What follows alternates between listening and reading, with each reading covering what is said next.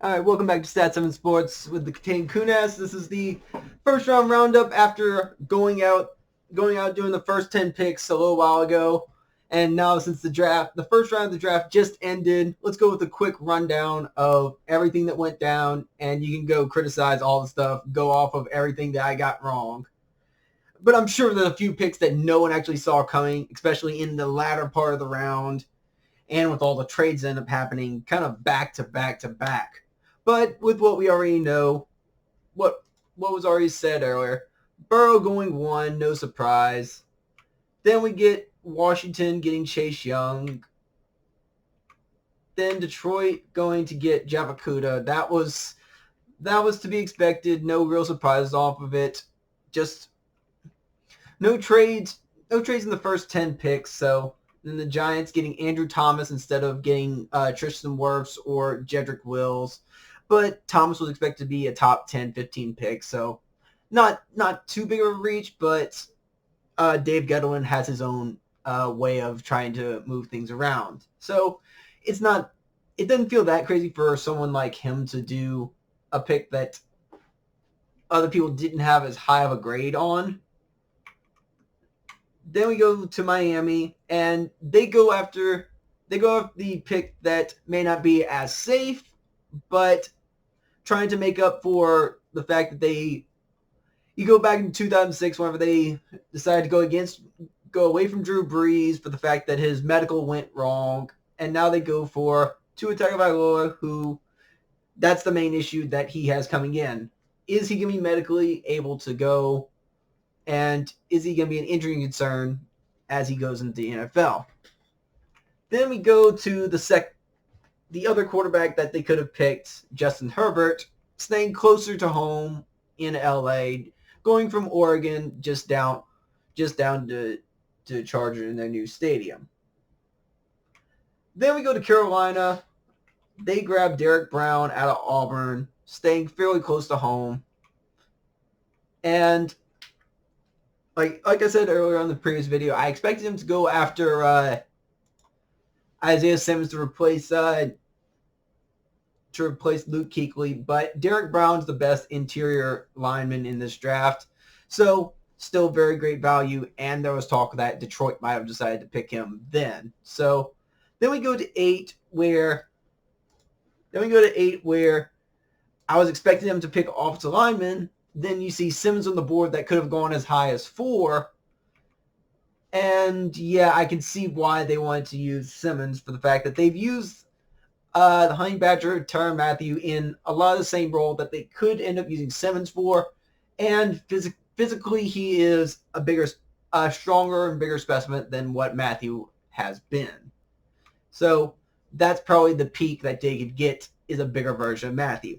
Then we go to Jacksonville, the one who, with Gardner Minshew, you thought that they could have been potentially that fourth quarterback off the board for. Then they go after C.J. Henderson, the first quarterback on the board. Well, second quarterback off the board. Definitely a lot higher than what a lot of people expected. Maybe that he was going to drop to like Atlanta, but that wasn't the case. The top 10 pick for Henderson is the second corner. Then you go to Cleveland, and as people expected, they drafted an offensive lineman. They just signed Jack Conklin, who's supposed to be the right tackle for them. Wills has played right tackle and left tackle, so they're expecting Wills to be the left tackle in that place. Now, Baker doesn't have any excuses for having a poor season. Then we go to starting off the ones that after that first 10 picks. Then we go to the Jets, and they go after that third offensive tackle, that Mekhi Becton, who was considered to be potentially as high as that fourth overall pick for the Giants, but drops all the way to 11th. Maybe because of the diluted drug sample test that he had at the combine. Maybe for the fact that he is still a raw prospect. I don't know how much the drug test actually affected him. He was still expected to be a top 15 pick. So maybe that shoved the Giants away from getting him. Maybe he just went to a different part of New York. Who knows? Then we go to the Raiders, and The fact that they didn't have a receiver that did any more than just over 600 yards with Hunter Renfrow and Tyrell Williams. Then they grab Henry Ruggs at Alabama to try to basically cut the top off of defenses. And definitely one of the first true surprises that Ruggs got higher than both CeeDee Lamb and his teammate Jerry Jeudy. Going into number 12, and going into number 13, then we get the first trade off the board. You get Tampa Bay and San Francisco to swap picks. You get Tampa Bay to do something I was projecting, just not expecting that one to be available, where you get Tristan Wirfs out of Iowa. I was expecting him to be one of the first, if not the second, offensive tackle off the board. Then swapping the picks with San Francisco, and they pick the pick after, and they get the defensive tackle to replace it, DeForest Buckner. Just a pick later than I was expecting. Yes, I'm not trying to brag at myself too much. Yeah, go with what you may. Then we go to the Broncos, and they get the wide receiver, another one from Alabama, but they actually get Jeudy to fall for him, which might be the steal of the first round. For the fact that Jeudy could have easily been a top 8 pick between him and Simmons, potentially being steals in this draft. Jeudy is the best route running out of any of the receivers in this draft, and is about as smooth as it can be. Definitely going to be able to help Drew Lock with Noah Fant and Cortland Sutton on the outside. Then we get to Atlanta, where this is where I was expecting C.J. Henderson to go as that second cornerback. They still go after a cornerback, but they go after A.J. Terrell instead out of Clemson, where he was really thought to, depending on which board you go on, he could have been 3rd, 4th, or 5th cornerback off the board, but there's other ones that came off maybe a little bit earlier than expected.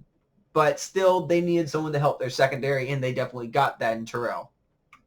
Then we go with Dallas. They get CeeDee Lamb out of Oklahoma, which did Dallas really need another receiver? They've already got Amari Cooper that they signed to a big contract, that they signed to extension.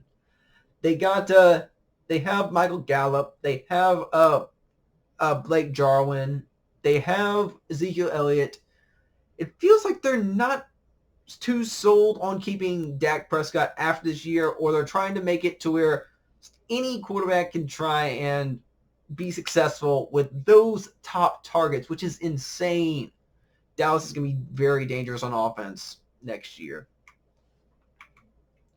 Then we go to Miami's second pick, where they go after an offensive tackle, which I wasn't expecting it to be Austin Jackson, but probably the 6th rated offensive tackle off the board out of USC.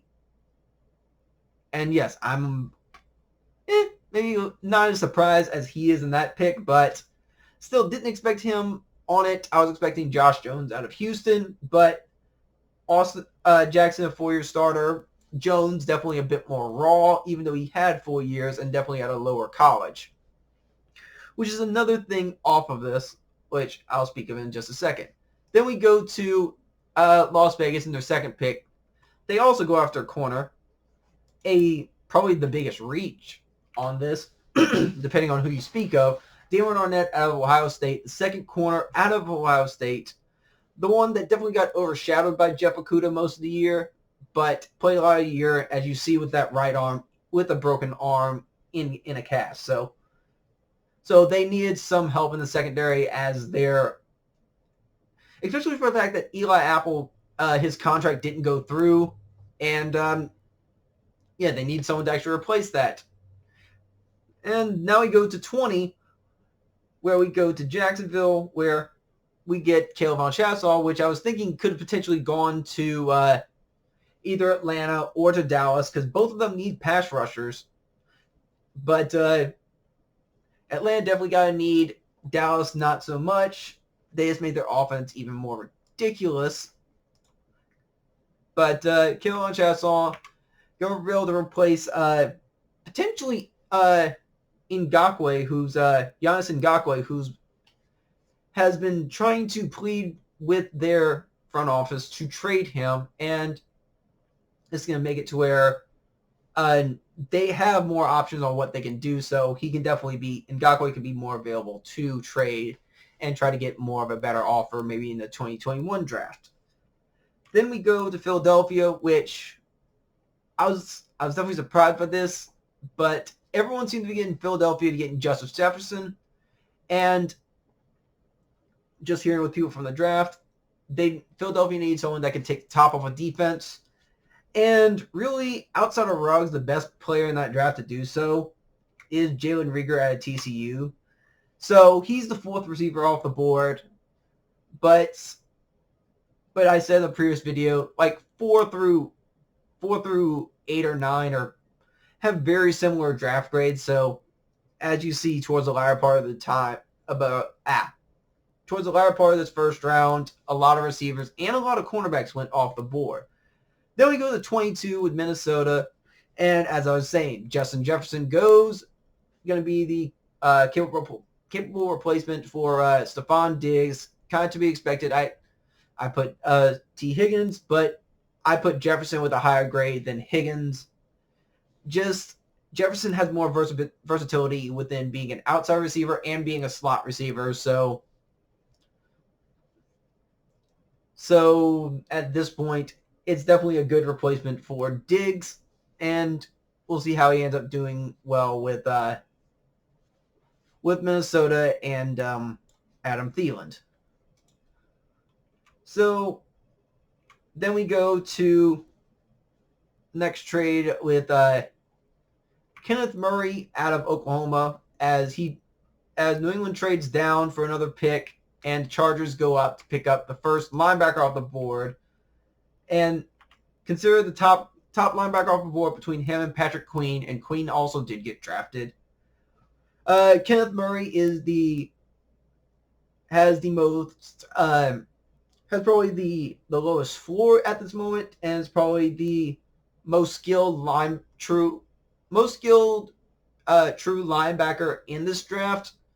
Simmons is more versatile, so he's not just a straight linebacker, but as a straight linebacker, Murray is the best one in this draft. Queen's definitely a bit more raw and a bit maybe considered undersized for a linebacker, but Chargers needed help on defense, especially in the backside, in the back seven, but they get that help with Kenneth Murray.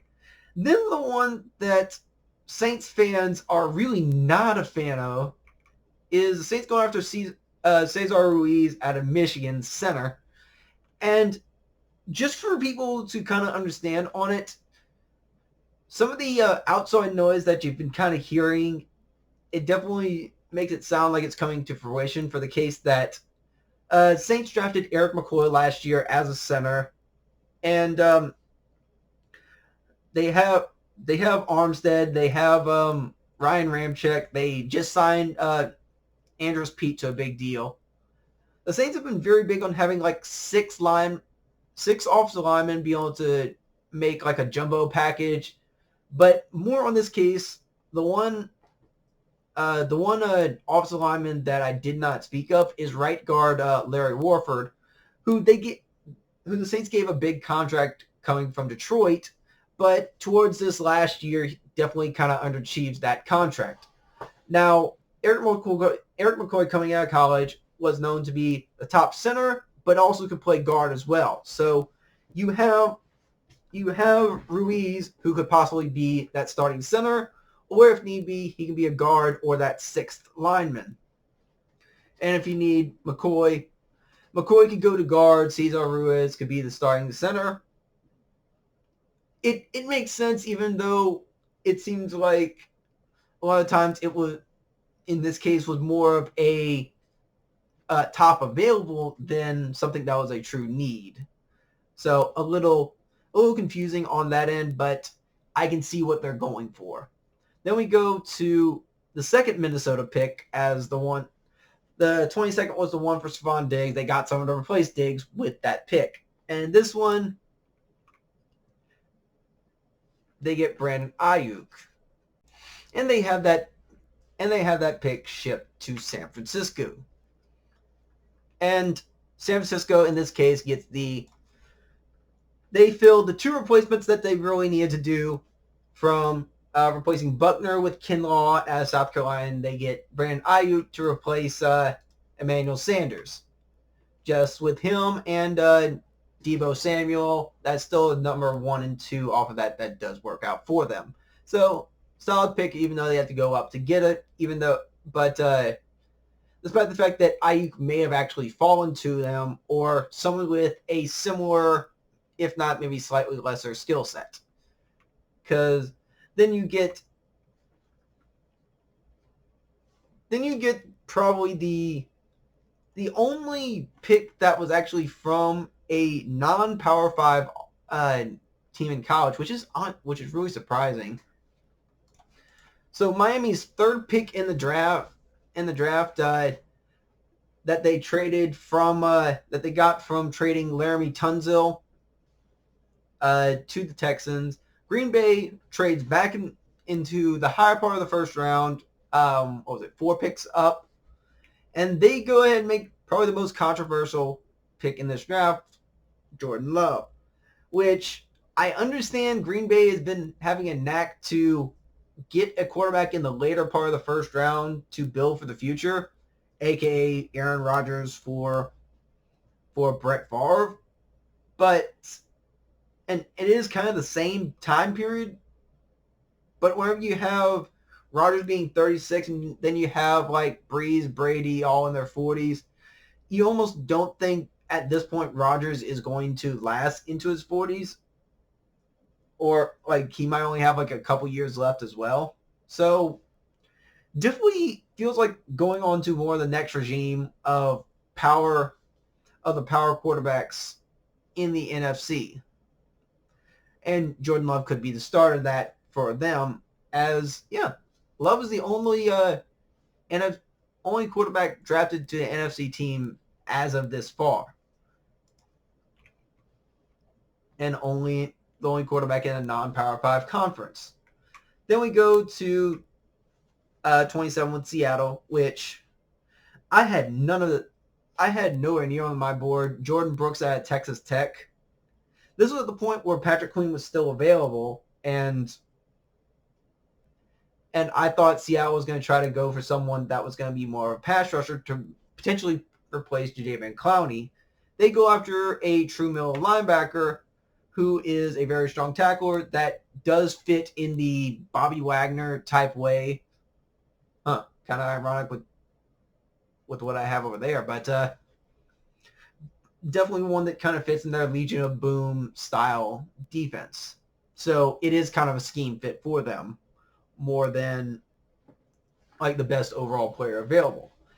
But then you go one of the best overall available, and with what I actually said going into my mock draft off of this, I thought the Saints were going to get either Queen or Murray, and Baltimore was going to get the other one. Baltimore actually kept up with that argument. They actually went with Patrick Queen. He fits with someone that can replace C.J. Mosley and the Terrell Suggs. People call him a bit undersized, and definitely had his best tape at the very latter part of his LSU career. But he definitely had his stock rise from his extended time in the college football playoffs and his time in the with a 4.50 combine 40-yard dash, amongst other acknowledgement of his tape.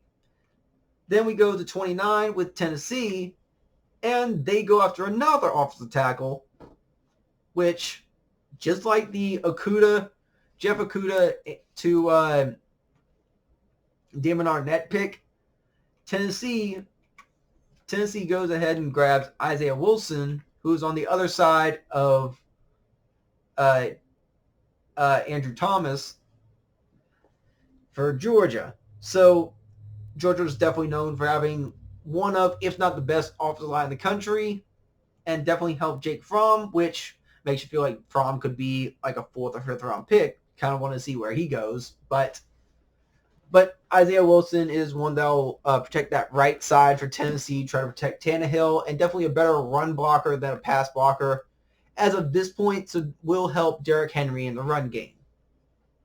Then we go to 30, and Miami's back in the first round, and they're getting another corner not named Christian Fulton, Noah Igbenane. I did say that wrong? Yes. Let me try again. Igbenane. And that'll work good enough.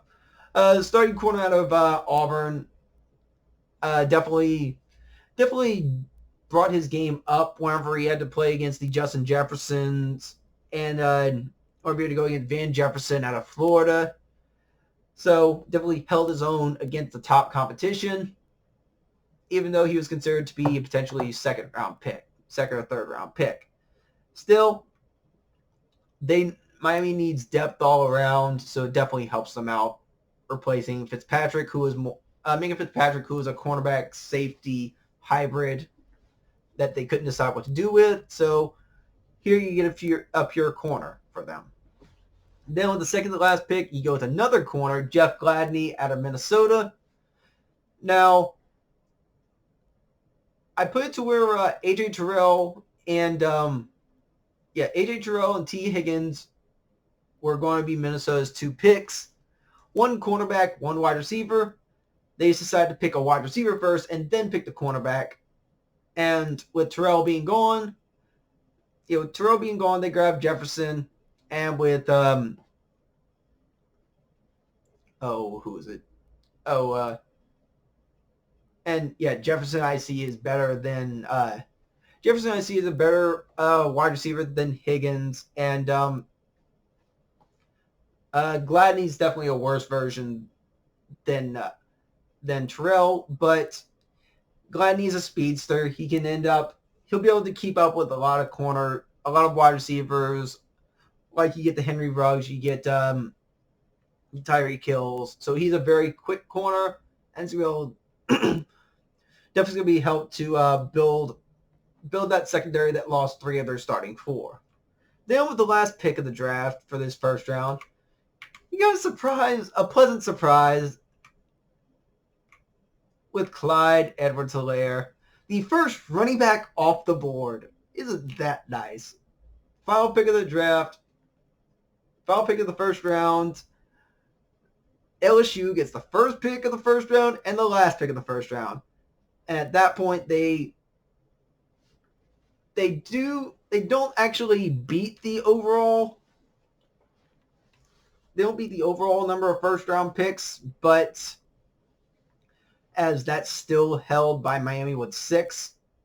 But having 5 first round picks in this ridiculous class for 2019 with a starting quarterback, starting running back, starting linebacker, starting edge rusher.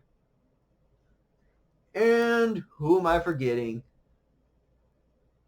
Quarterback, running back, wide receiver, edge rusher, and linebacker. I think I forgot Jefferson on that, but still. Clyde Edwards-Helaire, small bowling ball, 5'7", 5'8", 220 pounds. Did Kansas City really need another offensive weapon? Well, Kansas City did kind of need one that was going to be a better receiving back than Damian Williams, but it's definitely nice to see LSU getting a lot of love in this round. So, with all that being said, you get nearly half of the first round picks in this draft to go to the SEC, 15 overall. So, it broke the record, but if you go off of, just kind of comparing it off of how my predictions were, you go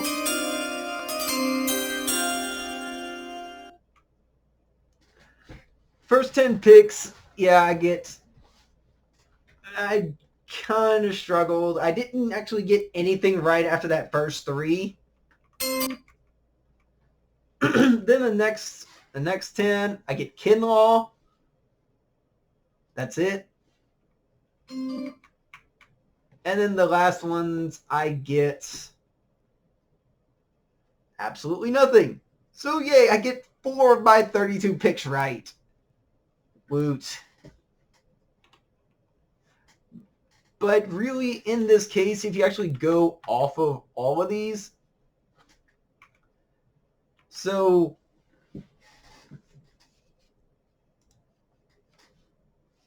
yeah, for example, off of this, the Giants get a tackle, they just get a different tackle.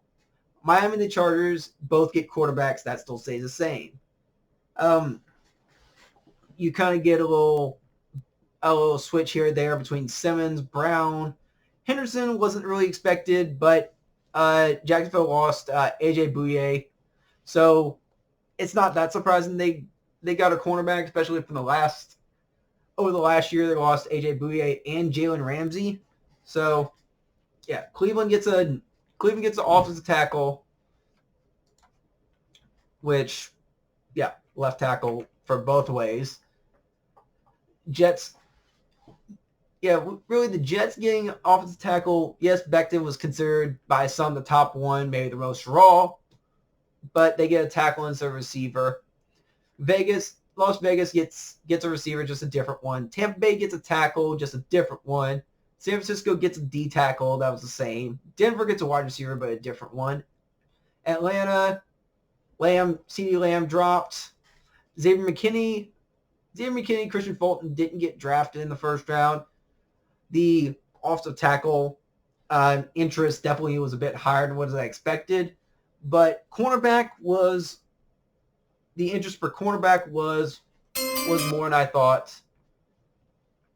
And then you saw towards the latter part, cornerbacks became more valuable, and really the Cesar Ruiz one is kind of the one that doesn't really fit around, even though Ruiz was definitely considered the top interior lineman in the draft.